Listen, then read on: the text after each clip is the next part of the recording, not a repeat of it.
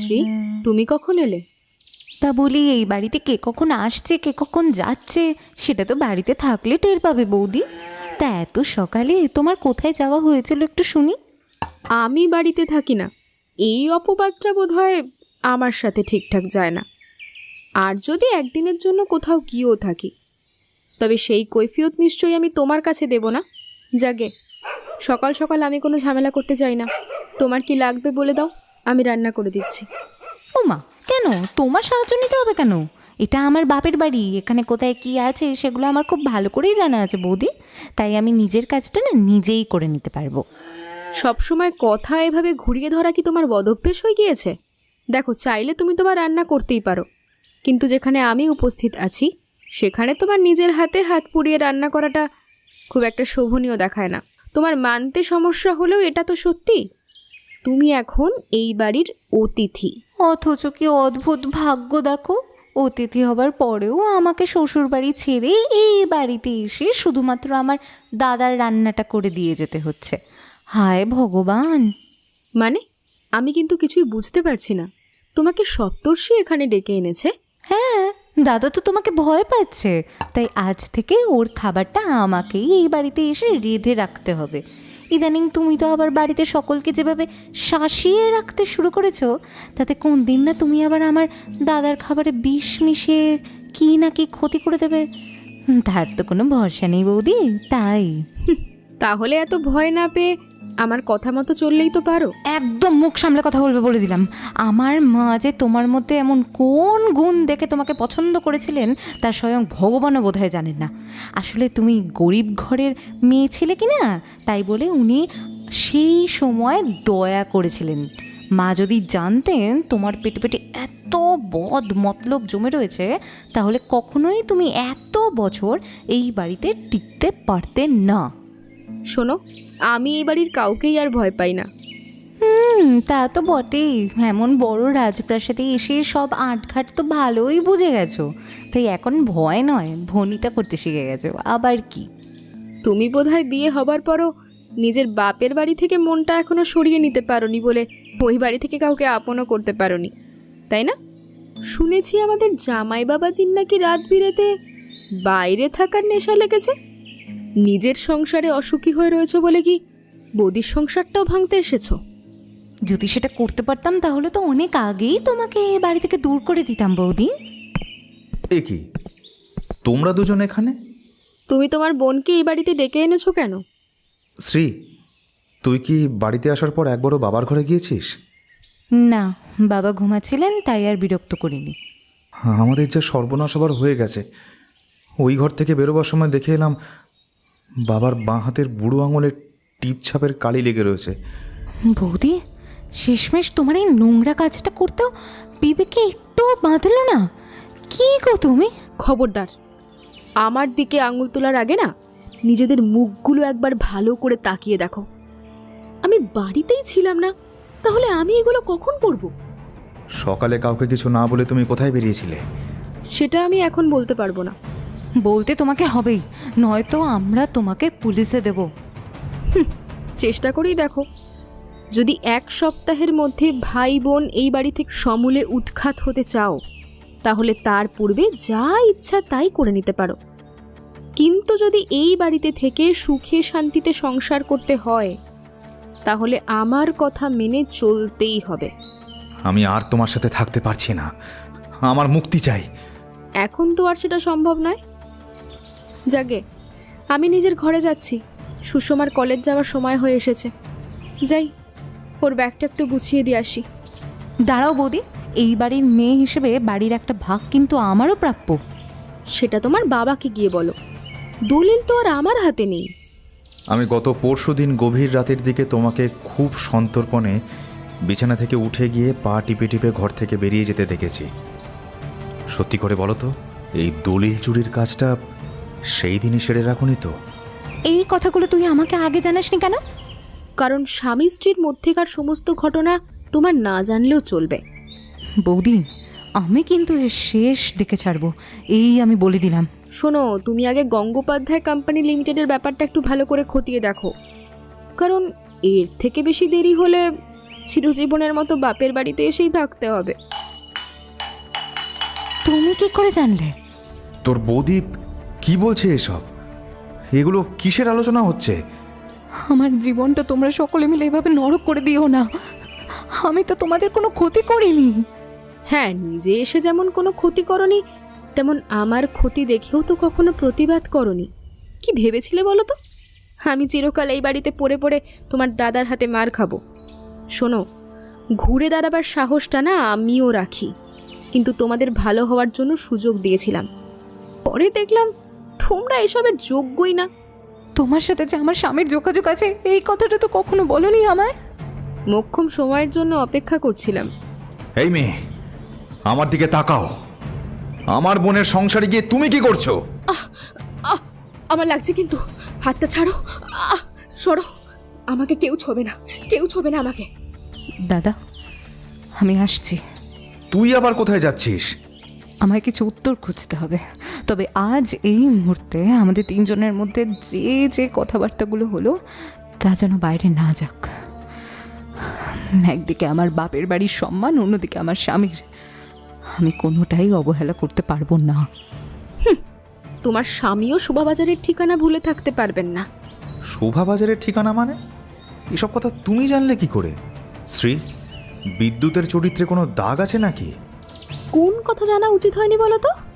আর এই জায়গার নাম শুনে তুমি এত ঘামছো কেন? তুমিও কাউকে চেনো নাকি? না, তোমার মতন আমার দাদার পচা শামুকে পা কাটার তো অভ্যেস নেই। কি দাদা, ঠিক বললাম তো? সত্যিই তো তুই কিছু জানিস না, তাই তো?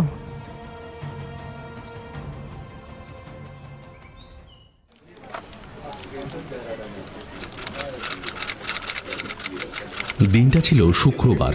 আমি অফিসে নিজের টেবিলে বসে কাজকর্ম করছি। ঠিক এমন সময় একজন এসে আমাকে খবর দিলেন যে আমার সাথে নাকি কেউ একজন দেখা করতে এসেছেন।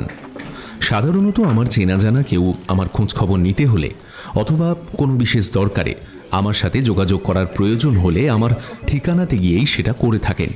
কিন্তু হঠাৎ করে অফিসে চলে আসাটায় কেমন যেন একটু সন্দেহ হলো, তাই জিজ্ঞাসা করলাম, কে এসেছেন? নামধাম কিছু বললেন? না, হ্যাঁ, সেসব তো কিছুই বললেন না। শুধু বললেন আপনাকে বড্ড প্রয়োজন, তাই যেন একটু ডেকে দেওয়া হয়। আচ্ছা, ঠিক আছে, ওনাকে বাইরেই বসতে বলুন, আমি যাচ্ছি। আচ্ছা, ঠিক আছে। সম্মতি জানিয়ে আমার সহকর্মী বাইরের দিকেই চলেই যাচ্ছিলেন। ঠিক এমন সময় একজন ভদ্র মহিলা চেঁচামেচি করতে করতে ভিতরে প্রবেশ করলেন।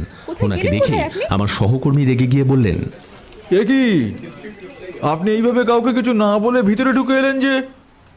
আপনাকে তো বাইরে বসার জন্য বলা হয়েছিল। ভদ্রমহিলার পিছু পিছু আমাদের অফিসের দারোয়ান ছুটে এসে বলল,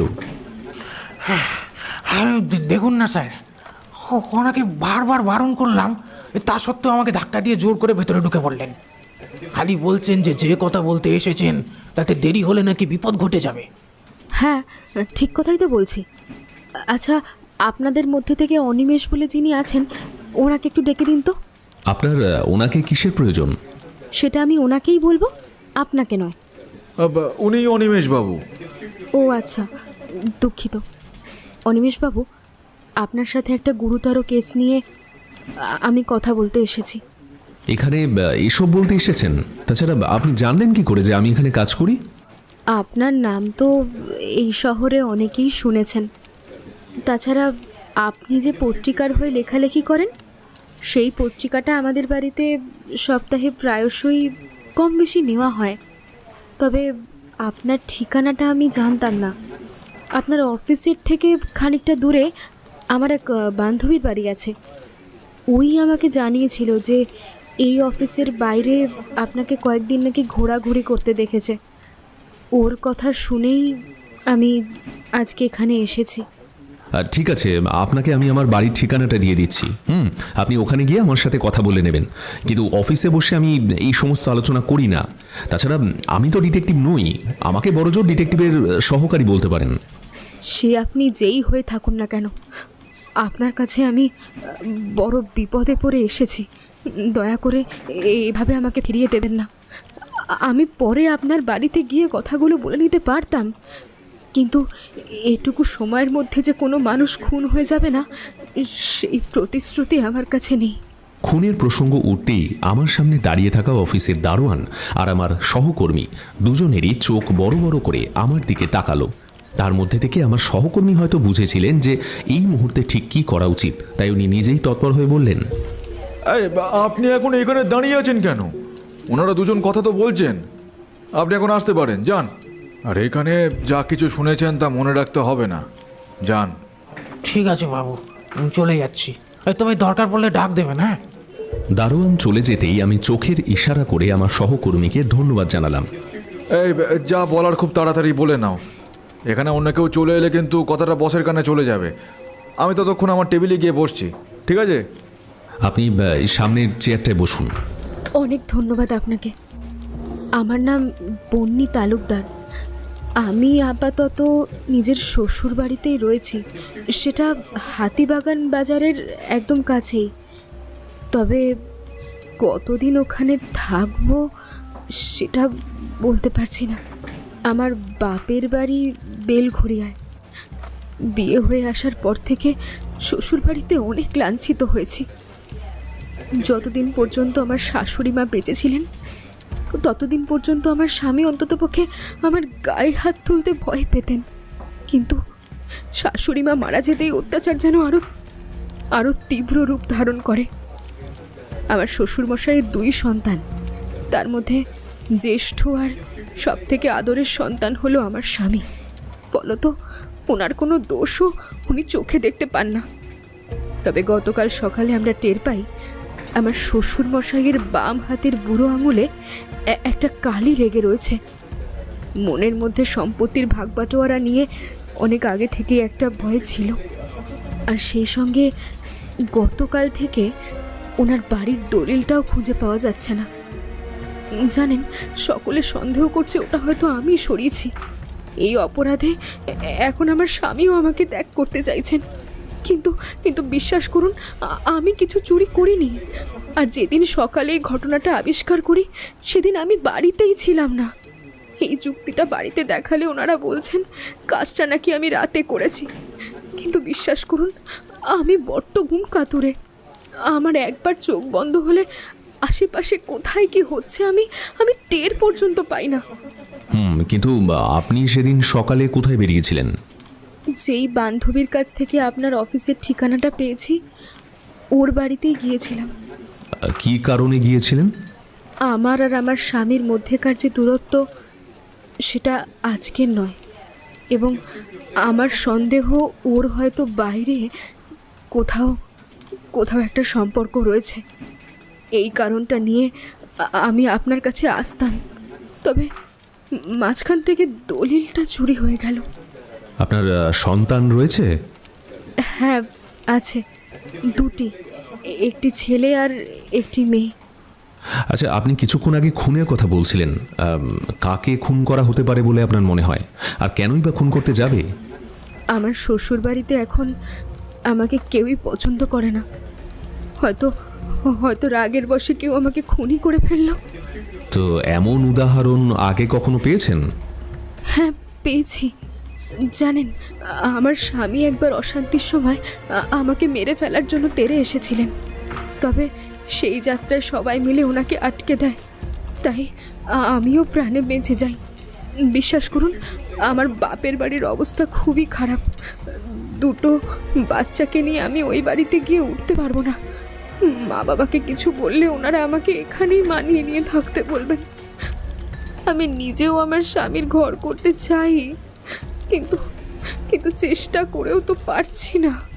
আপনার স্বামীর কোনো খারাপ নেশা রয়েছে কি? না, সেসব কিছু নেই। একেবারে আদর্শ মানুষ। উনি সারাক্ষণ পড়াশোনা নিয়েই ব্যস্ত থাকেন।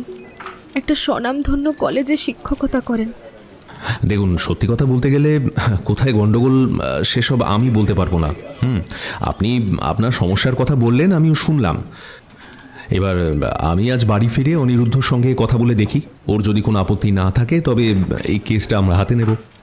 দেখুন, আপনারা আমার শেষ ভরসা, দয়া করে মানা করবেন না। আচ্ছা ঠিক আছে, আপনি আপাতত আপনার নাম, টেলিফোন নাম্বার, ঠিকানা আর আপনার স্বামীর নামটা এই কাগজে লিখে দিয়ে যান, ঠিক আছে? নয়তো এখনকার কাজের চাপে আবার ভুলে যেতে পারি। লিখে দিচ্ছি, এই নিন।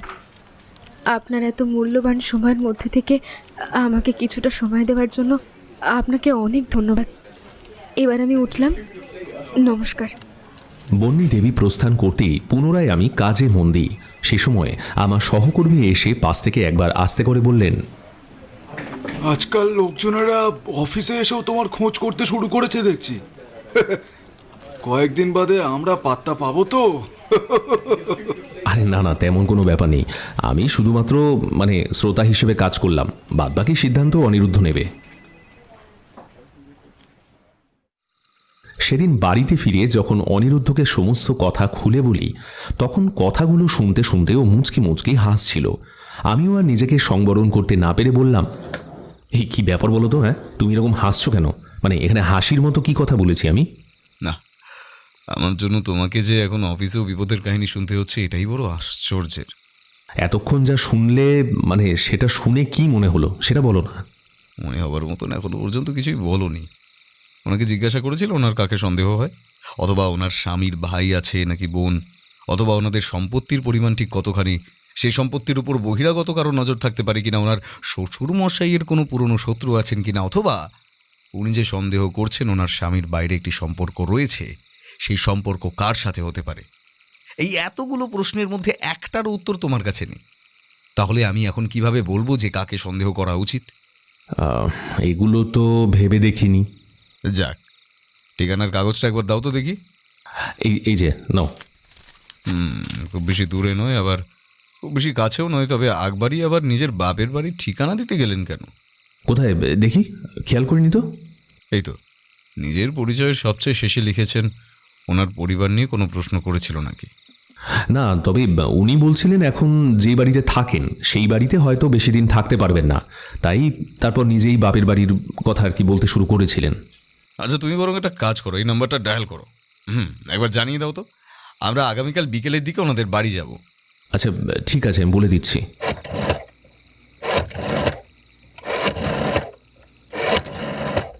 অনিরুদ্ধর কথা মতো আমিও টেলিফোন করে ওনাদের খবরটা দিতে যাব। ঠিক এমন সময় একটা বিপত্তি ঘটল। টেলিফোনটা একটু বাজতেই ওটা ধরেছিলেন ওনার স্বামী। ফলত স্বামীর সঙ্গে কোনো রকম আলোচনা না করেই আমাদের সাথে যোগাযোগ করার জন্য উনি বেজায় চটে উঠলেন এবং মুখের উপর টেলিফোনটা কেটে দিলেন। আমাকে শাসিয়ে দিলেন রীতিমতো যে যদি আমরা ওই বাড়িতে পা রাখি তবে নাকি পরিণতি খুব খারাপ হবে। কি হয়েছে? পুরো কলেই তো সারাক্ষণ হ্যাঁ করে গেলে, আসল কথাটা বলতে পেরেছো? আরে একটা গোলমাল হয়েছে গো। এই টেলিফোনটা ওই বন্নি দেবীর স্বামী রিসিভ করেছিলেন, আর নিজের স্ত্রীর এমন ঔদ্ধত্য দেখে মারাত্মক রেগে গেছেন। আমাকে তো রীতিমতো শাসিয়ে দিলেন যে পরবর্তীতে নাকি যদি ওনাদের পরিবারের বিষয়ে মাথা ঘামানোর চেষ্টা করি তবে নাকি আমাদের পুলিশে দেবেন। বাহ, এ তো খুব ভালো কথা। এতে আমাদের খাটুনি আরও কমে যাবে। তাছাড়া এই মুহূর্তে উনি তোমাকে এইসব কথা বলে খুব ভালোই করেছেন। এরকম হাতে গোনা কয়েকটা থ্রেট না পেলে কাজে মন বসে না। কিন্তু আমার বন্নি দেবীর জন্য খুব দুশ্চিন্তা হচ্ছে, বুঝেছো? আমাদের জন্য ওনাকে ওই বাড়িতে অনেক ভোগান্তি সহ্য করতে হবে। সেটা মানসিক নাকি শারীরিক? দুটোই। ওনার স্বামী এর পূর্বেও ওনার গায়ে হাত তুলেছেন। এবার ভেবে দেখো আজকের এই ঘটনার পর কি অত্যাচার হবে। এত ভেবে লাভ নেই অনিমেষ, তৈরি হয়ে নাও, আমরা এখনই বেরোবো। কিন্তু এখন তো 8টা বাজে। তাছাড়া তুমি তো আগে কিছু বলোনি, রান্না বান্না হয়নি, কিছু হয়নি। বাড়িতে ফিরে রান্না করতে বসলে রাত হয়ে যাবে। এগুলো আমি হাতে হাতে করে দেবো, এখন চলো। আমাকে বগল দাবা করে অনিরুদ্ধ বন্নি দেবীর বাড়ির উদ্দেশ্যে রওনা দিল। প্রথমে পায়ে হেঁটে বাস স্ট্যান্ড পর্যন্ত যেতে হলো। তারপর বাসে করে হাতিবাগান বাজারে নেমে এদিক ওদিক লোকজনের কাছে জিজ্ঞাসা করে বাড়িটা খুঁজে বার করা গেল। বাড়ির সামনে দাঁড়াতেই দেখলাম সেই তল্লাটে মোটামুটি সব থেকে বড় বাড়িটা ওনাদেরই। বাড়ির বাইরে দাঁড়ালেও বোঝা যায় যে ভিতরটা পরিচারিকার পরিবেশে একেবারে জমজমাট। অনিরুদ্ধ নিজেই এগিয়ে গিয়ে কড়া নাড়তে শুরু করল। কিছুক্ষণ ডাকার পর একজন পরিচারিকা একেবারে রুক্ষ মেজাজে ছুটে এসে দরজা খুলে দিলেন। বলি হয়েছেটা কি? কোন ভদ্রবাড়ির লোক বাপু এত রাতের বেলা অন্য আরেকজনের বাড়িতে এসে দরজা ধাক্কায়? আমরা ভদ্র নাকি অভদ্র সেটা জানানোর জন্যই তো এখানে এলাম। এই যে দেখুন, এত রসের কথা বলার সময় আমাদের কাছে নেই। কি দরকার সেটা বলুন, না তো দরজা বন্ধ করে দিয়ে চইলে যাই। এই বাড়িতে কে কে থাকেন? কয়েকটা বাবা, বড় বাবু, বড় বৌদি, ওনাদের ছেলে মেয়ে, আর আমরা কয়েকজন কাজের লোক থাকি। কিন্তু কেন? শুনেছিলাম আপনাদের কর্তাবাবুর 2 সন্তান, তাহলে আরেকজন কোথায়? বিয়ে হয়ে গেছে, অনেক বড় লোক শহুর ঘর। কিন্তু এত কথা জেনে আপনাদের কি কাজ? বন্নি দেবীর সঙ্গে দেখা করতে এসেছি, ওনাকে একটু ডেকে দিন। ও, তার মানে আপনি সেই পেয়ারের লোক। যদি বড় বাবুর হাতে মারধর খেতে না চান, তা এইখান থেকে এখনই কেটে পড়েন। আজ বড় বাবু খুব রেগে আছেন। একটু আগেই আপনাদের নিয়ে একটা তুমুল ঝগড়া হয়ে গেছে। না, আপনার কোথাও একটা ভুল হচ্ছে, আমরা তদন্তকারী। এবার ভিতরে গিয়ে ওনাকে ডেকে দিন। তদন্ত? হ্যাঁ, তার মানে তো পুলিশ। ও বড় বাবু, দেখে যাও গো, বড় বৌদি সত্যি সত্যি বাড়িতে পুলিশ এনেই ছাড়লো। ও বড় বাবু, আরে শিগগিরই নিচে নেমে এসে দেখো কি কাণ্ড। এই দেখো কারা এসেছে গো। ও কর্তা বাবা, উঠে পড়েন। আপনার বাড়ির সোনা মাছ ঘুষলো গো, আপনার বাড়ির সোনা মাছ ঘুষলো। কোথায় গেলে গো সবাই? এদিকে এসো গো, কোথায় গেলে? পরিচারিকার চিৎকার শুনে ভদ্রলোক গায়ে কোনো মতে একটা চাদর জড়িয়ে হন্তদন্ত হয়ে সিঁড়ি বেয়ে নিচে নেমে আসেন। বললেন, এ কি, আপনারা কারা? আর এইভাবে কাউকে কিছু না বলে সোজা বাড়িতে ঢুকে এসেছেন কেন? এখানে আবার কি চাই? বিশেষ কিছু নয়, কয়েকটা উত্তর জানতে এসেছি। আপনাদের সাহস তো বড় মন্দ নয়। টেলিফোনে এতবার করে সাবধান করে দেওয়ার পরেও এখানে চলে এসেছেন। শরীরে লজ্জা ঘৃণা বলতে কিচ্ছু নেই নাকি? হ্যাঁ, আমি জানি যারা এই সমস্ত তদন্তের কাজকর্ম করেন তাদের মধ্যে লজ্জাবোধটা হয়তো একটু কমই থাকে, কিন্তু সেটা তো অর্থের জন্য। আমার স্ত্রী আপনাদেরকে আমাদের বাড়িতে আসার জন্য ঠিক কত টাকা দেবেন বলেছেন একটু জানালে ভালো হয়, কারণ ওনার কিন্তু 1 পয়সাও রোজগার করবার মতো মুরদ নেই। আর আমি কিন্তু আপনাদের তদন্তের জন্য 1 কানা কুড়িও খরচা করব না, এটা জেনেই হয়তো এখানে এসেছেন, তাই তো? হাতে লক্ষ্মী এলে আমরা যেমন সেটা চেয়ে পায়ে ঠেলি না, ঠিক তেমনি অনেক সময় অর্থের জন্য নয়, সত্যের জন্যও লড়াই করতেও এগিয়ে আসি। হে, রাখুন তো ওসব বাজে বাজে কথা। আপনাদের মতন চিটিংবাজ মানুষদের খুব ভালো করেই চেনা আছে আমার। আপনিও কি নতুন করে কোনো ডিটেকটিভ ভাড়া করেছেন নাকি? আমি জীবনে এমন কোনো ভুল কাজ করিনি যে নিজেকে বাঁচানোর জন্য ডিটেকটিভ ভাড়া করতে হবে। অর্থাৎ বিবাহিত হয়েও বিবাহ বহির্ভূত একটা সম্পর্ক রাখাকে আপনি অপরাধ বলে মনে করেন না? আমি জানতাম আমার স্ত্রী আপনাদের কাছে গিয়ে ঠিক এমনই একটা কথা বলে আসবে। আসলে যে মহিলা নিজের চরিত্রে ঠিক নেই, সংসারে যার মন বসে না, সে তো আমার কাছ থেকে মুক্তি পাওয়ার জন্য এই সমস্ত আজেবাজে গল্প বানাবেই। আর আপনাদেরও বলিহারি, আপনারা মেয়ে বলে এই সমস্ত সত্যি কথা ভেবে এখানে চলে আসলেন। আপনি চাইলে আমার পাড়া প্রতিবেশীদের কাছ থেকে আমার বিষয়ে জিজ্ঞাসাবাদ করতে পারেন।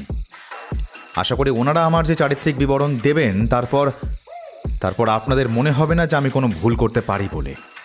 এখানকার বহু বাচ্চাকে আমি বিনামূল্যে পড়াই এবং একটি সংস্থায় কিছু দুস্থ পরিবারকে আমার আয় করা অর্থ দিয়েও সাহায্য করি। আপনি এতক্ষণ পর্যন্ত আমাদের যা কিছু বললেন সেগুলো নিঃসন্দেহে খুব ভালো কাজ, কিন্তু আপনি এই কাজে সহায়তা করেন বলেই বাইরে গিয়ে কোনো সম্পর্ক রাখতে পারবেন এরকম নিয়ম কোথাও লেখা নেই। দেখুন, কিছু কাজকর্ম একা হাতে সামাল দেওয়া যায় না। এই যেমন আমি যে সমস্ত পরিবারের পাশে থাকি, সেই সমস্ত পরিবারের তথ্য নথিভুক্ত করা, কোন বাড়িতে কত টাকা পাঠাতে হবে, কোন বাচ্চাকে বই খাতা কিনে দিতে হবে, এইগুলো তো হিসেব রাখতে হয়। কিন্তু এসবের দিকে আমার স্ত্রীর কোনো মাথা ব্যথা নেই, বরং এই সমস্ত সমাজসেবামূলক কাজকর্মকেও অপব্যয় বলেই মনে করে। তাই বাধ্য হয়ে আমাকে অন্য মানুষের ওপর ভরসা করতে হয়। সেখানে কেউ যদি আমাকে কোনো দরকারে সামান্য কিছু সময়ের জন্য বাইরে ডাকে, আমাকে তো সেখানে যেতেই হবে। বন্যি এই সমস্ত বিষয়গুলোকে নিয়েই আমাকে সন্দেহ করে। এটা ওর একটা বদভ্যাস ছাড়া আর কিচ্ছু নয়। আর ওনার গায়ে হাত তোলাটা আপনার বদভ্যেস কি, তাই তো? হা, দেখুন, ঘরের লোক যদি সংসারের নিয়ম ভাঙার চেষ্টা করে তখন একটু শাসনের প্রয়োজন হয়। তাছাড়া আমি না হয় কিছু সামাজিক কাজের সাথে যুক্ত হওয়ার কারণে যখন তখন বেরিয়ে যাচ্ছি, কিন্তু ও তো কোনো কাজ করে না। এদিকে নিজের যখন ইচ্ছে হয় তখন বেরিয়ে যাচ্ছে, কেউ প্রশ্ন করলে উত্তর পর্যন্ত দিচ্ছে না। এই সমস্ত মেয়েদের শায়েস্তা করতে হলে না কিছুটা মারধর দিতেই হয়। আপনি কিছুক্ষণ আগেই আমাকে বলেছিলেন না কয়েকটা বাচ্চাকে বিনামূল্যে পড়াশোনা শেখান, দয়া করে সেগুলো আগে বন্ধ করে দিন। বন্নি দেবীর মুখে শুনেছিলাম আপনি একজন আদর্শ শিক্ষক, কিন্তু আদর্শ শিক্ষকের যদি এটাই চারিত্রিক নমুনা হয় তবে কিছু শিশু অশিক্ষায় ভুগলেও কিন্তু ক্ষতি নেই। বরং আপনার কাছ থেকে ভুল শিক্ষা পাওয়ার চেয়ে পেটে বর্ণবিদ্যা না থাকাটাই শ্রেয়। আমার বাড়িতে এসে আমাকে অপমান করার সাহস পান কোথা থেকে? আগামীকাল আবার আসবো, তবে পুলিশ নিয়ে। আপনি তো টেলিফোনে বলেছিলেন আমরা বেশি বাড়াবাড়ি করলে আপনি নাকি পুলিশে খবর দিতে পারেন। কষ্ট করে কলেজ কামাই দিয়ে আমাদের জন্য এত খাটনি করতে যাবেন কেন? আমরাই বরং বাড়ি বই পুলিশ নিয়ে আসবো। দেখুন, আমাদের বাড়ির একটা মান মর্যাদা রয়েছে, সেই কথা ভেবেই কিন্তু আমি রাগের মাথায় এই কথাগুলো বলে ফেলেছিলাম। আশা করি আপনি বুঝতে পারছেন। বেশ, পুলিশ টানতে না চাইলে আমাদের সাথে সহযোগিতা করুন। আচ্ছা বেশ, কি জানতে চান বলুন। আপনার এবং বন্নি দেবীর সম্পর্কের মাঝে এত তিক্ততা কার জন্য? এর জন্য একমাত্র আমার স্ত্রী নিজেই দায়ী। ও সব সময় আমার বোনকে নিয়ে হিংসা করে। দেখুন, ওর বিয়ে হয়ে গেলেও এই পরিবারের প্রতি ওর একটা টান আছে, আর সেটা থাকাটাই স্বাভাবিক। আর তাছাড়া যতদিন মাথার উপর বটবৃক্ষের ন্যায় বাবা বেঁচে আছেন ততদিন পর্যন্ত ওকে আমি এই বাড়িতে যাতায়াত করার মানা করতে পারি না, এটা বুঝতে হবে। আর বাবার অবর্তমানে ও যে এই বাড়ির একটা অংশ দাবি করবে সেটাও আমি জানি, এবং এতে আমার কোনো আপত্তি নেই।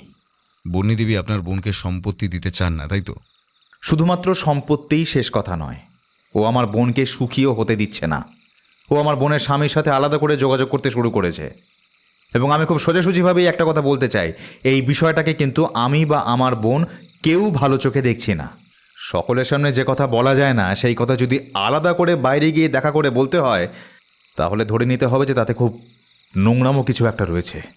প্রথম দিকে বন্নি কাউকে কিছু না বলেই বাড়ি থেকে বেরিয়ে যেত, তখন আমার খুব রাগ হতো। কিন্তু কয়েকদিন যেতে না যেতেই শীতমা বলতে শুরু করে ওর স্বামীও নাকি হঠাৎ করেই বাড়ি থেকে উধাও হয়ে যায়। ইনফ্যাক্ট আমরা দুজনে ওদের দুজনের উধাও হওয়ার সময়টা মিলিয়ে দেখেছি, দুটোই পুরোপুরি এক। এরপরেও বলবেন যে ওকে শাসন করাটা ঠিক হয়নি।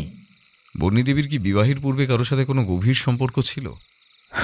আমার ঠিক জানা নেই, তবে ওকে যতবার এই প্রশ্নটা করেছি ও আমাকে এড়িয়ে গেছে। আপনার মা তো বন্নি দেবীকে নিজে পছন্দ করে নিয়ে এসেছিলেন, তখন আপনার কোনো আপত্তি ছিল না? বিয়ের পূর্বে তো ওর এরকম রূপ টের পায়নি। আপনি কোন কলেজের শিক্ষক? স্কটিশ চার্চ, প্রায় 10 বছর ধরে চাকরি করছি। মানে বিবাহের পরে এই চাকরিটা পেয়েছেন? না, ঠিক তেমনটা নয়।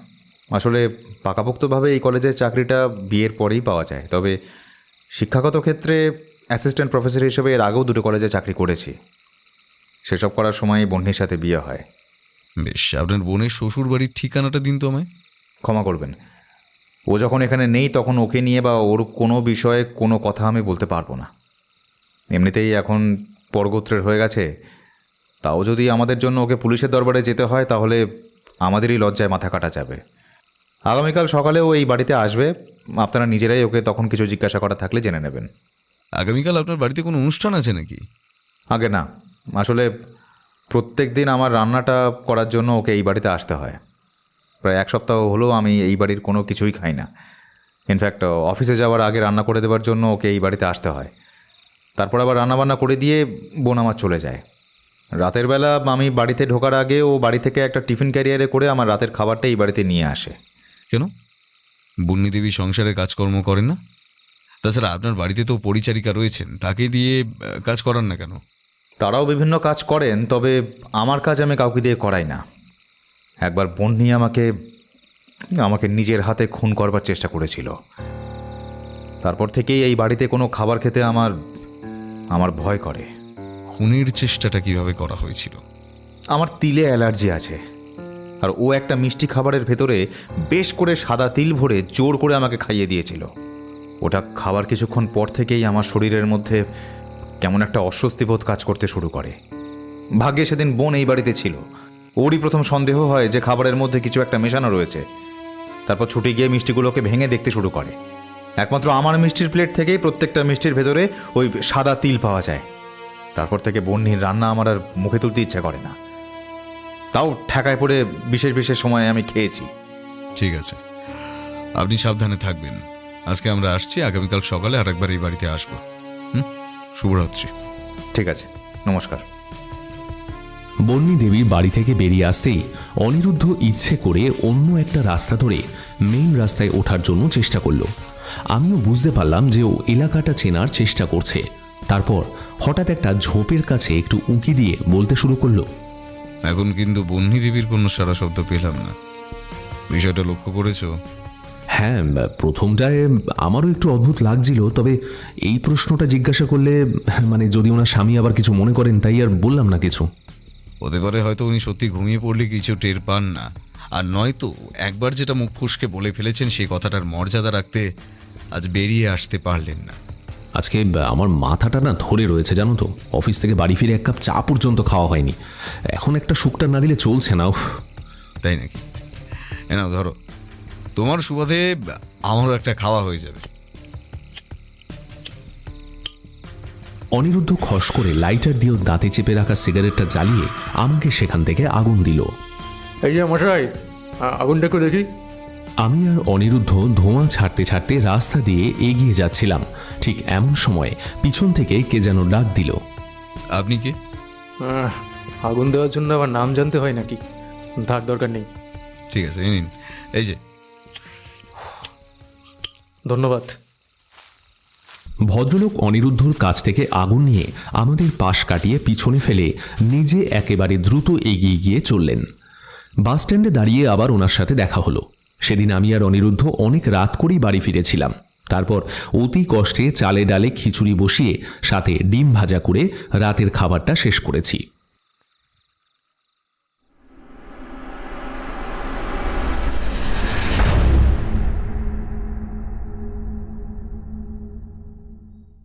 পরের দিন আবার সকাল হতেই বন্যী দেবীর বাড়িতে যাবার জন্য তোড়জোড় শুরু করলাম। পরের দিন যদিও ওই বাড়িতে গিয়ে বেশিক্ষণ ডাকাডাকি করতে হয়নি। সুপ্রভাত সপ্তর্ষিবাবু, আপনার বোনের সাথে কথা বলতে এলাম। হ্যাঁ, মনে আছে। আপনারা এখানে বসুন, আমি ওকে ডেকে দিচ্ছি। সপ্তর্ষি বাবু ওনার বোনকে ডেকে দিতেই শ্রীতমা দেবী একটা কাপড়ে হাত মুছে মুখে একরাশ বিরক্তি প্রকাশ করতে করতে আমাদের দিকে এগিয়ে এলেন। বলুন, আমি আপনাদের ঠিক কিভাবে সাহায্য করতে পারি? নমস্কার, আমি অনিরুদ্ধ। থাক, আপনি কে বা কী কাজ করেন সেসব নিয়ে আমার কোনো মাথা ব্যথা নেই। আমাকে এভাবে কেন এখানে ডেকে এনেছেন সেটাই বলুন। আপনার নিজের একখানা সুস্থ সুন্দর শ্বশুরবাড়ি থাকতে আপনি সবসময় বাড়িতে এসে থাকেন কেন? তাহলে আপনারা ঠিক কী চাইছেন একটু শুনি তো। বৌদি আমার দাদা আর বাবাকে একেবারে সম্পত্তির জন্য মেরে ফেলুক, আর আমি সেই সব কিছু জেনেও হাত পা গুটিয়ে বসে থাকবো, তাই তো? আপনার বৌদি আপনার বাবাকে খুন করার চেষ্টা করেছিলেন? চেষ্টা করেননি, তবে দলিলটা চুরি করে হাতিয়ে রেখেছেন। আপনি এতটা নিশ্চিন্ত হচ্ছেন কি করে যে ওটা আপনার বৌদি করেছে? এই সমস্ত ছোটলোক মেয়েরা টাকার জন্য সব কিছু করতে পারে। তাছাড়া আমি তো বাবার তৈরি করে রাখা দলিলের ছাপ নিয়ে এই বাড়ি তো বৌদি নিজের নামে করতে পারবে না কোনোভাবে। এটাও তো হতে পারে তুই বৌদিকে জোর করে সকলের সামনে খারাপ প্রতিপন্ন করতে চাইছিস। তোর আর বৌদির সম্পর্কটা যে খুব একটা সচ্ছল তা তো নয়, আর সেটা তো আমরা সবাই জানি। এমনটা তো নয় যে আমার চোখের সামনে বৌদিকে খারাপ প্রমাণ করে এই বাড়িটা তুই নিজের নামে হাতিয়ে তারপর বৌদিকে এই বাড়ি থেকে বের করে দেওয়ার চেষ্টা করছিস। কিরে, চুপ করে আছিস কেন বল? ওনাদের সামনে এসব কি আজে বাজে কথা বলছিস? কেন, তুই তো সত্যিই একটা সময় বৌদির সাথে থাকতে চাসনি?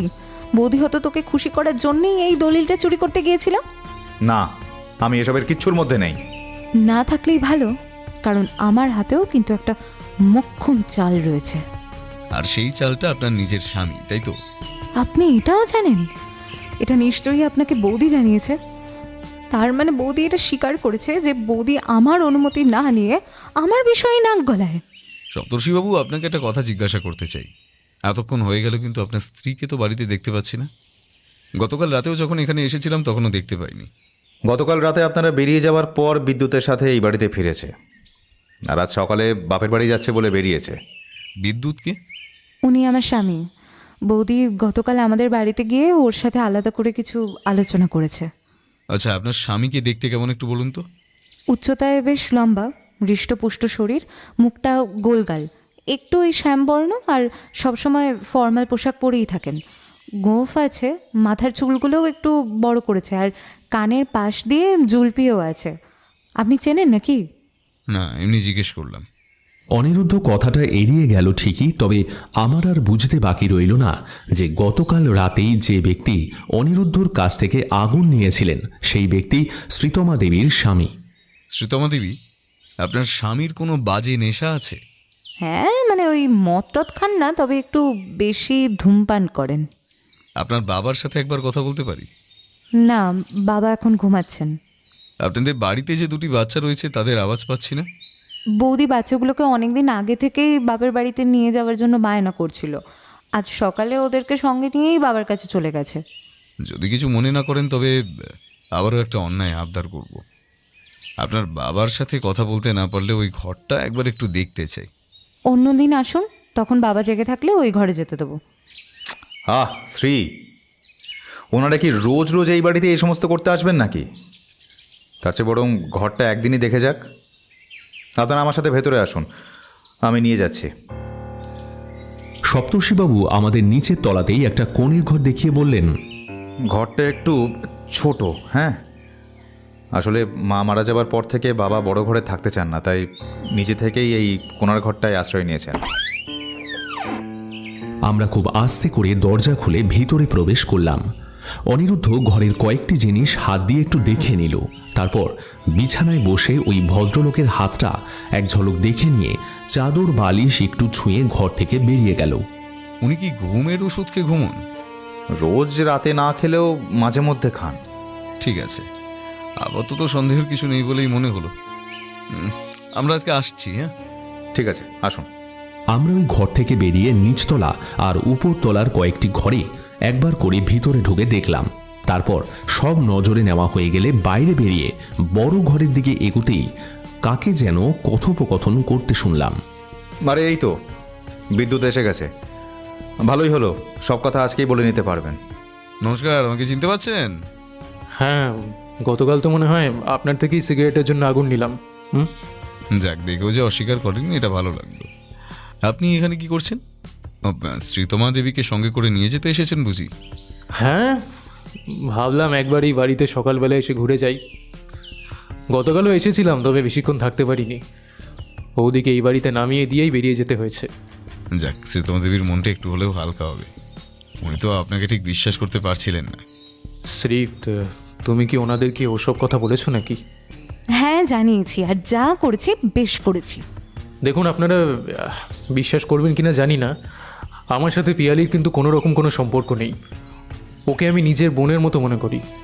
দাঁড়ান, পিয়ালি দেবীকে মানে? আপনারাই তো বললেন যে শ্রী আপনাদের সব কিছু বলেছে। শ্রীতমা দেবী ওনার বৌদির সাথে আপনার কোনো অবৈধ সম্পর্কের ভয় পাচ্ছে? কি? শ্রী, ছি ছি ছি ছি ছি, তুমি এখনো এইসব কথা তোমার মনের মধ্যে ভরে রেখেছো? ইস বাবা, আমার না ভাবতেও অবাক লাগে যে তুমি এই বাড়িরই মেয়ে। তোমার বাবা মা এত ভালো মনের মানুষ, আর তুমি কিনা তাদের মেয়ে হয়ে ইস, তোমার বাড়ির বউয়ের সঙ্গে আমাকে। অত্যন্ত নোংরা বিষয়। যদি সত্যি সেরকম ব্যাপার হতো তাহলে কি আমি বলতাম যে গতকাল তোমার বৌদিকে আমি ছাড়তে এসেছি এই বাড়িতে? স্বীকার কি করতাম তোমার কাছে? আপনার সাথে বন্নি দেবী কি করছিলেন? হ্যাঁ, ওই বৌদি ওনার এক বান্ধবীর বাড়িতে গিয়েছিলেন। কথা বলতে বলতে অনেক রাত হয়ে গিয়েছিল, তাই একা আসতে ভয় পাচ্ছিলেন।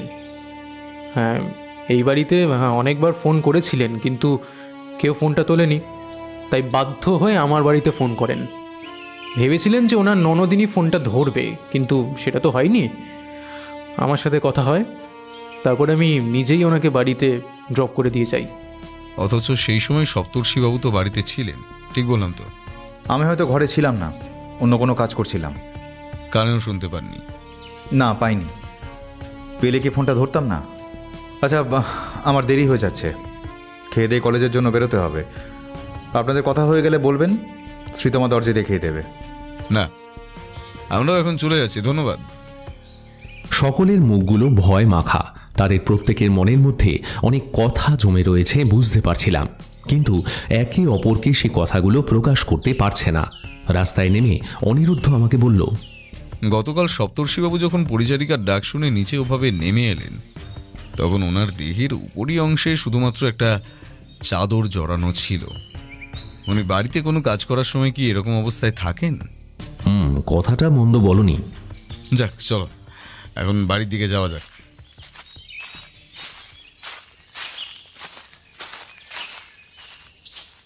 সেদিন বাড়িতে এসে অফিসে যাবার মতন আর ইচ্ছে ছিল না, তাই শরীর খারাপের বাহানা করে একদিন ডুব মারলাম। এদিকে দুপুরের দিকে কেসটা নিয়ে ভাবতে ভাবতে আমার হঠাৎ মনে হলো একবার ওই বেলঘড়িয়ায় যাওয়া গেলেও যেতে পারে, তাই প্রস্তাবটা অনিরুদ্ধর কাছেই রাখলাম।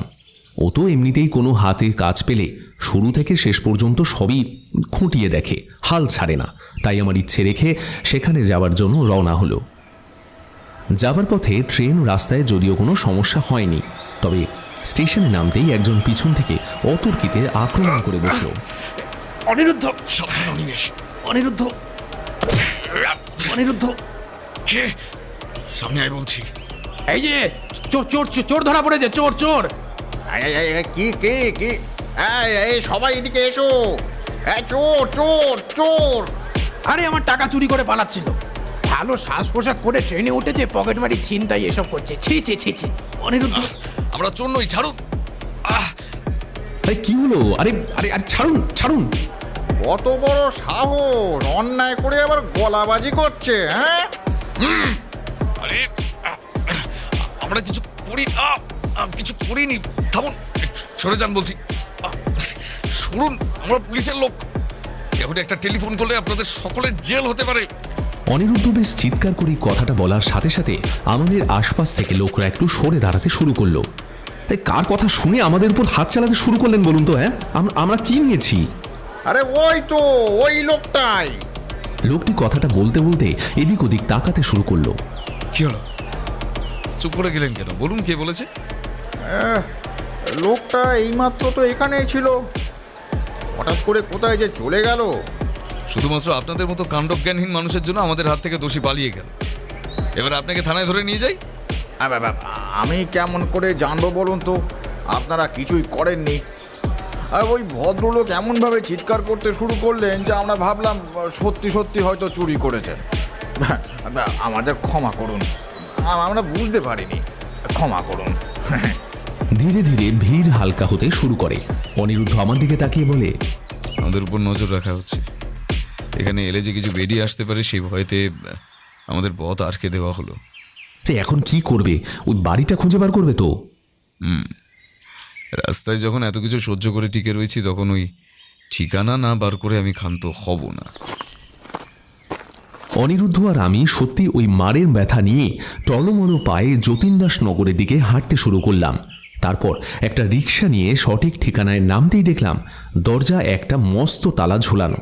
রাস্তায় একজনকে দেখতে পেয়ে অনিরুদ্ধ জিজ্ঞাসা করল, এই যে মাঝিমা, বাড়িতে তালা ঝুলছে কেন? কেউ থাকে না? আমরা এনাদের আত্মীয়, অনেক দূর থেকে আসছি গো।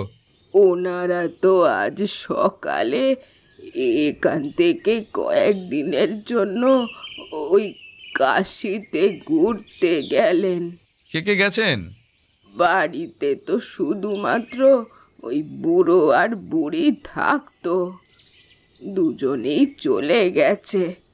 15 দিন পর বোধহয় আবার ফিরে আসবে। ঠিক আছে, অনেক অনেক অনেক ধন্যবাদ। কি বুঝলে? সত্যি কি কাশির পুণ্য নাকি? এইভাবে উবে গেলেও এর পিছনের কারণ কি? তাছাড়া বাচ্চাগুলো কোথায় গেল? আমাদের এখনই কলকাতা ফিরে যেতে হবে। 20 মিনিট বাদে একটা ট্রেন আছে। জোর কদমে পা চালাও, একটু এগিয়ে গেলে রিক্সা স্ট্যান্ড পাবো। একবার গাড়ি পেয়ে গেলে বেশিক্ষণ লাগবে না। আমরা পুনরায় ট্রেনে করে কলকাতা ফিরে এলাম। কলকাতায় পা রাখতেই আগে পার্থবাবুর দ্বারস্থ হলাম এবং সেখান থেকে সোজা বন্নি দেবীর বাড়ির দিকে রওনা দিলাম। তবে ওই বাড়িতে পদার্পণ করতেই বুঝতে পারলাম আজকের আক্রমণটা শুধুমাত্র আমাদের দুজনের উপর হয়নি। বন্নি দেবীর বাড়িতে কর্তা মারা গেছেন, বা বলা ভালো তাকে খুন করা হয়েছে। সপ্তর্ষিবাবু, আপনার তো এখন কলেজে থাকার কথা ছিল, তাহলে এখানে কি করছেন? কলেজেই ছিলাম, আমাকে টেলিফোন করে খবর দেওয়া হয়েছে। কিন্তু আপনাদের এমন অবস্থা কে করেছে? যতদূর সম্ভব যে আপনার বাবাকে এভাবে খুন করেছে তিনিই করেছিলেন। ঘরের মেঝেতে সপ্তর্ষি বাবুর বাবার দেহটা পড়ে রয়েছে। বোধহয় শেষ সময় চিৎকার করার অবকাশ পর্যন্ত পাননি। ঘাড়ের দিক থেকে বিষে ভর্তি ইঞ্জেকশন পুশ করে কাজটা করা হয়েছে, তবে খুব কাঁচা হাতের কাজ। যে জায়গায় বিষটা প্রয়োগ করা হয়েছে তার আশেপাশে অনেকবার সিরিঞ্জটা ফোটানোর চেষ্টা করা হয়েছিল, কিন্তু শিরাটা ঠিক বুঝতে পারেনি বলে বোধহয় পুশ করতে পারেনি। খুনি হয়তো খুব বেশি বলবান নন, তাই ভিকটিমকে দমিয়ে রাখতে একেবারে উপুর করে কাজটা করেছেন। আপনাদের বাড়িতে বাইরে থেকে এখন কি কেউ এসেছিল? আগে না। আপনি একটু সাবধানে থাকবেন। আমার মনে হচ্ছে যিনি ঘরে এসেছিলেন তিনি আসলে আপনার বাবাকে নয়, বরং আপনাকে খুন করতে চেয়েছিলেন। কিন্তু আমি কার কি ক্ষতি করেছি? যদি কেউ আপনার বাবাকে মারার চেষ্টা করে থাকবে তাহলে আপনার ঘরে আসবে কেন? তাছাড়া আপনার এবং আপনার বাবার উচ্চতা প্রায় একই, তাই পেছন থেকে আপনার বাবাকে আপনি বলে ভুল করাটা খুব একটা অবাস্তব নয়। তার উপর আমি যেদিন আপনার বাবাকে শায়িত অবস্থায় দেখেছিলাম সেদিন আপনার বাবার চুলে কলপ করা ছিল, অর্থাৎ বয়স বোঝারও কোনো উপায় নেই। হ্যাঁ, আর ওই চাদরটাও বাবার নয়, এটাও দাদাই গায়ে দেন। তাহলে কি আজ থেকে ভয়ে ভয়ে এই বাড়িতে গৃহবন্দী হয়ে থাকতে হবে? অনিরুদ্ধ একটু এগিয়ে গিয়ে একটা ড্রেসিং টেবিলের সামনে দাঁড়ালো, তারপর হাতে একটা জিনিস মুঠো করে ধরে বলল, আর কিছুক্ষণের অপেক্ষা। একটা দিন নয় ঘরেই থাকলেন। আর হ্যাঁ, আপনারা প্রত্যেকে এখনই এই বাড়িতে থাকবেন। যতক্ষণ না পর্যন্ত আসল দোষী ধরা পড়ছে ততক্ষণ পর্যন্ত বাড়ির বাইরে কেউ যাবেন না। চলে এসো অনিমেষ। আমি আর অনিরুদ্ধ ওখান থেকে বেরিয়ে আসলাম। আমার মনের মধ্যে হাজার প্রশ্ন ভিড় করেছে। অনিরুদ্ধ, তোমার হাতে ওটা কি ছিল বলো তো? নীল গোলাপ। এই দেখো, সপ্তর্ষিবাবু বেশ শৌখিন মানুষ, তাই ওনার ঘরে নানা রঙের আসবাবপত্র রয়েছে। আমিও তাই ওই বাড়ির সমস্ত ঘর ঘোরাঘুরি করতে করতে ওনার ড্রেসিং টেবিলের সবচেয়ে ওপরের তাকে প্লাস্টিকের ফুলগুলোর মাঝে এই গোলাপটা ছেড়ে দিয়েছিলাম। উনি ভেতরে ঢোকার সময় অথবা বাইরে বেরোবার সময় যদি তাড়াহুড়োর মধ্যে একবার ফুলদানির গা ঘেঁষে যান, তবে ওনার গায়ে নীলচে কালি লেগে থাকবে এই আশায়। এই যে আমার হাতের তালুটার দিকে ভালো করে তাকিয়ে দেখো, এই লাল গোলাপটাকে সামান্য একটু চাপ দিলেই ভেতর থেকে একটা গাঢ় নীল রং বেরিয়ে আসে। অথচ এটা শরীরের মধ্যে লাগলে যতক্ষণ না পর্যন্ত তোমার চোখ তোমাকে এই বর্ণ জানান দেবে ততক্ষণ পর্যন্ত তোমার ত্বক মস্তিষ্কে কোনো সিগন্যাল প্রেরণ করতে পারবে না। কারণ না, এটা চ্যাটচ্যাটে ঠান্ডা বা ভেজা কালি নয়। আমরা রাস্তায় দাঁড়িয়ে কথা বলছিলাম, এমন সময় দেখলাম পার্থবাবু ওনার গাড়ি নিয়ে এদিকে এগিয়ে আসছেন। এই পার্থবাবু কি কিছু জানতে পারলেন নাকি বলো তো? যে খুন করেছে তাকে খবর দেওয়া হয়েছে, এখন শুধু তার এখানে আসার অপেক্ষা। এই তুমি মানে কি বলছো? আমি না কিছু বুঝতে পারছি না। আর একটু অপেক্ষা করো, সব বুঝে যাবে। নমস্কার অনিরুদ্ধবাবু, কাজ হয়ে গেছে। টেলিফোন করে জানিয়ে দেওয়া হয়েছে বিদ্যুৎ বাবু মৃত। কিন্তু এর মধ্যে বিদ্যুৎবাবু আবার কোথা থেকে এলেন? আমি পার্থবাবুকে আগেই জানিয়ে রেখেছিলাম বিদ্যুৎবাবুর উপর একটু নজর রাখতে। সেই নজর রাখতে গিয়ে দেখলাম ওনার খুব কাছের একজন বান্ধবীর প্রতি ওনার ভীষণ টান রয়েছে। এই টানকে কাজে লাগিয়ে একজন ওই বাড়ির একটি নকল চাবি তৈরি করে রেখেছে, যার কারণে ওই বাড়ির পেছনের দরজা দিয়ে ইচ্ছে হলেই যাতায়াত করা যেতে পারে। অথচ এই চাবির কথা সপ্তর্ষিবাবুও জানেন, কারণ এই যাতায়াতের সুবাদে ওনার নিজের কিছু তৃপ্তিদায়ক শখ পরিপূর্ণ হয়। মনে আছে যখন প্রথম যেদিন সপ্তর্ষিবাবু চাদর জড়িয়ে আমাদের সামনে এসেছিলেন, সেদিন উনি জানতেন ওনার স্ত্রী এত তাড়াতাড়ি বাড়িতে ফিরবেন না। অথচ স্ত্রীর অবর্তমানে ওনার গলার একদম পাশে ছোট্ট একটা নখের আঁচড় দেখেছিলাম। সেটা এতটাই জোরে দেওয়া হয়েছিল যে হালকা লাল বর্ণ ধারণ করেছিল। এবং উনি যে ঠিক সেই সময় কেন চাদর জড়িয়ে এসেছিলেন, আশা করি সেই কথাটা আর খুলে বলে দিতে হবে না। ওই দিন আমরা যেই পথ ধরে এসেছিলাম তার অন্য পথ ধরে বড় রাস্তায় উঠেছিলাম। সেদিন আমি দেখলাম ঝোপগুলো একটু বেঁকে তেড়ে গেছে। অনেকটা ভুলবশত বড় আগাছায় পা পড়লে ঠিক যেমন দেখায় তেমন মনে হচ্ছে। অন্ধকারে কেউ হয়তো পালাতে গিয়ে তা মারিয়ে গেছে। কিন্তু আজ বিদ্যুৎবাবু খুন হয়েছেন শুনলে নিশ্চয়ই এখানে ছুটে আসতে বাধ্য হবেন। Hands up, don't move. Wait, একদম পালাবার চেষ্টা করবেন না। আপনার জন্যই অপেক্ষা করছিলাম। এখান থেকে পালিয়ে আর কোথায় যাবেন? আজ তো কলেজে সপ্তর্ষি স্যার কেউ দেখতে পাবেন না। আপনারা কারা? এভাবে আমাকে রাস্তার মধ্যে ঘিরে রেখেছেন কেন? আপনার পিছনে বন্দুক তাক করা রয়েছে, চুপচাপ বাড়ির ভেতরে আসুন। অনিরুদ্ধ বাড়ির ভেতরে পুলিশ নিয়ে ঢুকতেই সকলে ভয়ে চিৎকার চেঁচামেচি শুরু করলো। চুপ চুপ চুপ, মুখের থেকে ওড়নাটা সরান্ত পিয়ালি দেবী। আপনি তো এই পরিবারের কারো অচেনা নন। আমাকে এভাবে মিথ্যে বলে এখানে নিয়ে আসার কারণ কি? এই নোংরা মেয়েটা আবার এই বাড়িতে কি করছে?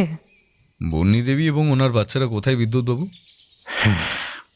দেখুন, আপনারা যখন সত্যিটা জেনেই গেছেন তখন আর মিথ্যে বলে লাভ নেই। ওদেরকে আমি একটা নিরাপদ জায়গায় সরিয়ে নিয়ে গেছি। ওরা এই পরিবারে থাকার মতো মানুষ নয়। কেন? কারণ সপ্তর্ষিবাবু ওনাদের সকলের সাথে প্রতারণা করেছেন, তাই তো? শ্রীতমা দেবী, আপনার স্বামীর সাথে আপনার বৌদি কোনো অবৈধ সম্পর্ক নেই, তবে হ্যাঁ, আপনার স্বামীর যে আপনার দাদার উপর একটা চাপা রাগ ছিল এটা সত্যি। দেখুন, বিয়ের আগে ওই শোভাবাজারের আশেপাশের এলাকায় আমার টুকটাক যাতায়াত ছিল, তো সেই সূত্রেই সপ্তর্ষি দাদার সঙ্গে আমার পরিচয়টা হয়। আর একদিন আমাকে একটা নিষিদ্ধ জায়গায় সপ্তর্ষি দাদা ডেকে নিয়ে যান এবং সেখানে গিয়ে আমার সাথে প্রথমবার পিয়ালির পরিচয়টা করিয়ে দেন। কিন্তু আলাপ করে আমি জানতে পারি যে পিয়ালি কিন্তু কোনো বাজারি মেয়ে নয়। ওর বাবা যথেষ্ট বিত্তবান, কিন্তু কোনো এক অজানা কারণে ওকে নিজের বাড়ি ছেড়ে এই অঞ্চলে থাকতে হয়। তারপরে সপ্তর্ষি দাদা আমাকে একটা জঘন্য বিষয় ফাঁসিয়ে বলেন যে সেই বিপদ থেকে উনি আমাকে উদ্ধার করবেন একটাই শর্তে, যদি আমি ওনার বোনকে বিয়ে করি। এইভাবেই আমার জীবনটা উনি একেবারে শেষ করে দেন। আর এই বাড়ি থেকে দলিলটা কিভাবে চুরি করলেন পিয়ালি দেবী? দেখুন, আমি সত্যি দলিলটা নিইনি। দেখুন পিয়ালি দেবী, সব কিছু দিনের আলোর মতো পরিষ্কার হয়ে গেছে, এখন মিথ্যে বলে কোনো লাভ নেই। আমি সত্যি এসবের বিষয়ে কিচ্ছু জানি না। হ্যাঁ, ও সত্যি কথাই বলছে। দলিলটাও নেয়নি, ওটা আমার কাছেই রয়েছে। তার মানে তুই ইচ্ছে করে বাবাকে দিয়ে ওটা ছাপ নিয়ে নিয়েছিলি? হ্যাঁ, আমি দেখলাম বাবার ঘরের দরজাটা ভিতর থেকে বন্ধ করা নেই, আর তুই বাথরুমে স্নান করছিস, আর ঘরে বৌদিও নেই। এমন সুবর্ণ সুযোগ আর কোনোদিনও পাবো কি না এই ভেবেই সেই দিনই ওই কাজটা আমি করে ফেলেছি, আর বেশ করেছি। হ্যাঁ, আমার সাথে এরকম বিশ্বাসঘাতকতা করতে পারলি? তুই আমার সংসারটা ভাঙার জন্য কম চেষ্টা করেছিলিস? তুই তো জানতিস পিয়ালির সাথে বিদ্যুতের একটা সম্পর্ক তৈরি হচ্ছে, তাহলে সব কিছু জেনে শুনেও নিজের বোনকে এমন একটা ঘরে পাঠাতে তুই কি করে পারলি? তাছাড়া সম্পত্তির মধ্যে মা, বাবা, দাদা, বোন বলে কিচ্ছু হয় না, কিচ্ছু না। বাবা যদি সুস্থ শরীরে দলিলটা নতুন করে লেখার চেষ্টা করতেন, তখন কিন্তু তুইও আমাকে ওখানে জায়গা দিতিস না দাদা। আমিও তোমার জীবনে ঢুকে তোমার জীবনটাকে বিস্ময় করে তুলতে চাইনি, কিন্তু বিশ্বাস করো, এটা ছাড়া আমার হাতে আর কোনো উপায় ছিল না। আমি যখন সপ্তর্ষি স্যারকে ভালোবেসে ফেলি, তখন আমি সোজাসুজি আমার ভালোবাসাটা জাহির করেছিলাম। আমি জানতাম না উনি বিবাহিত।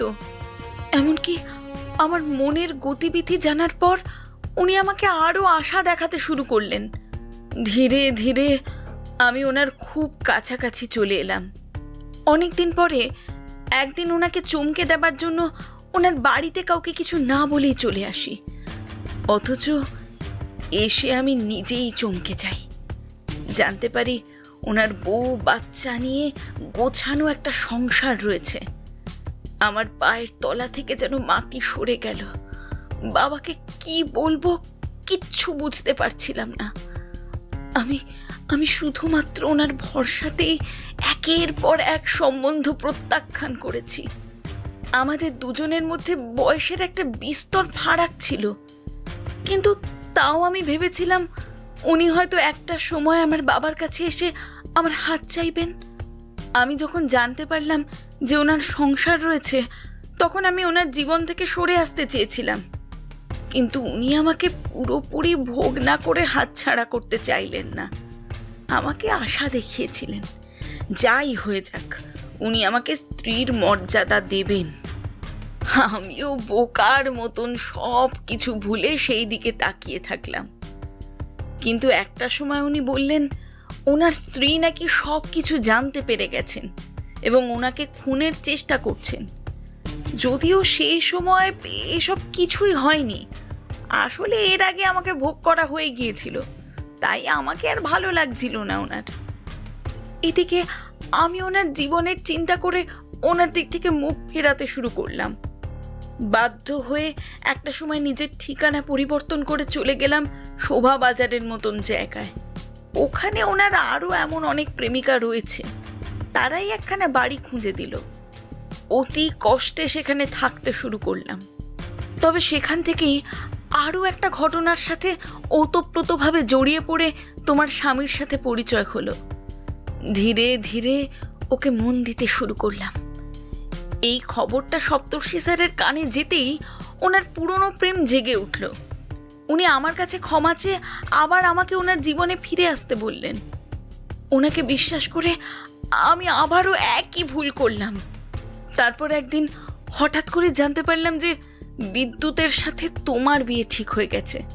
তখন আমি না পারছিলাম সপ্তর্ষি স্যারের থেকে মুখ ফিরিয়ে নিতে, আর না পারছিলাম বিদ্যুৎকে সবটা বোঝাতে। একটা সময় বিদ্যুৎ আমাকে মিথ্যেবাদী মনে করে আমার কাছ থেকে সরে যেতে শুরু করলো, কিন্তু তাও বিয়ের পর আমার সাথে যোগাযোগ রেখেছিল। আর সেই কারণেই আমার বাবার কোম্পানির নামটা তুমি জানতে পেরেছিলে, আর তারপর হয়তো খোঁজ নিয়ে আমার নামটা জেনেছো। এই জন্যই আমি সপ্তর্ষি স্যারকে শেষ বেলায় শেষ করে দিতে চেয়েছিলাম, কিন্তু বুঝতে পারিনি ওই সময় ওনার ঘরে অন্য কেউ থাকতে পারে। পিয়ালি দেবী, আপনার সাথে যা কিছু হয়েছে তা সত্যিই বড় অন্যায়। তবে আপনাদের এই নোংরা খেলার মাঝে যে একজনের প্রাণ চলে গেল, এর শাস্তি তো আপনাকে পেতেই হবে। জানি, আমি প্রস্তুত। হাত কড়া পরিয়ে নিয়ে চলুন আমাকে। বাইরে আপনার জন্য মহিলা পুলিশ অপেক্ষা করছেন, তবে আপনাকে বোধহয় হাত কড়া পরাতে হবে না। কিন্তু সপ্তর্ষিবাবু, আপনার জন্য আমাদের পক্ষ থেকে বিশেষ আদরের ব্যবস্থা রয়েছে।